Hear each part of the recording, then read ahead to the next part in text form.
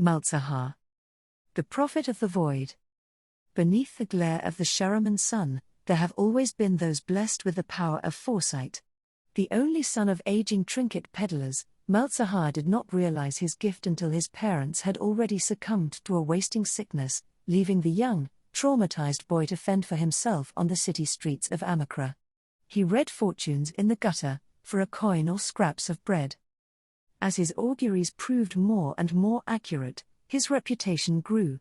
He used his second sight to predict who a curious camellia might marry, or where throwing daggers would land in games of chance at the bazaar. Soon, he began to receive patrons dressed not in dirtied sandals, but jeweled slippers. However, for all this, Malzahar could never see his own destiny. His future was hidden.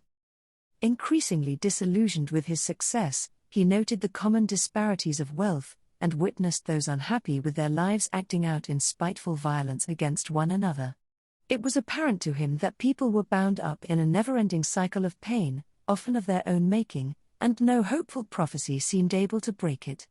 Malzahar himself soon felt nothing but a sense of emptiness, finally relinquishing his mortal possessions and leaving Amakra for good.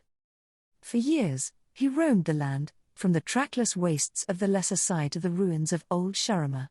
By distancing himself from others, he was alone with his thoughts at last. He divined not just how callous people could be, but also how corrupt the world might yet become. Feverish visions began to plague his waking hours, along with otherworldly whispers of war and strife, and endless suffering. He wandered far, until the sands turned to salt. He could not know that he had arrived in Icathia, a lost city ravaged in the wars of a bygone age. There, gazing into the depths of a ragged abyss, Malzahar opened his unsteady mind, desperate for understanding. And the void answered.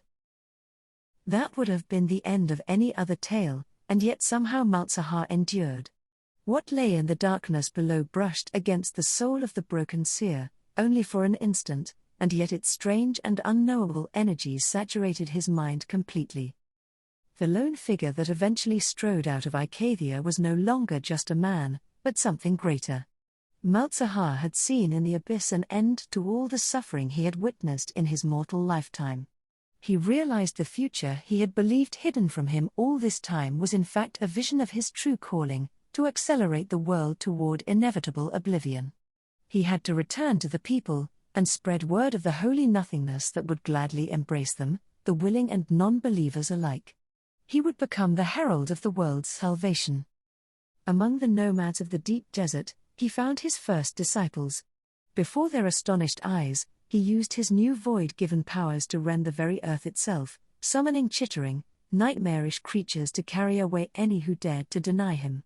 Within a matter of months, strange rumors began to travel with the merchant caravans, rumors of men and women gladly sacrificing themselves to unseen powers, and of powerful quakes opening up the bedrock of Sharama in new fault lines hundreds of miles long.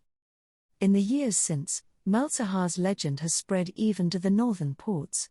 As followers of the prophet grow in number, nearby settlers are said to experience malefic visions grasping at their hearts, and fear gives rise to superstition. Even the hardy villagers of the far wastes now make offerings of livestock to appease the voidling creatures below.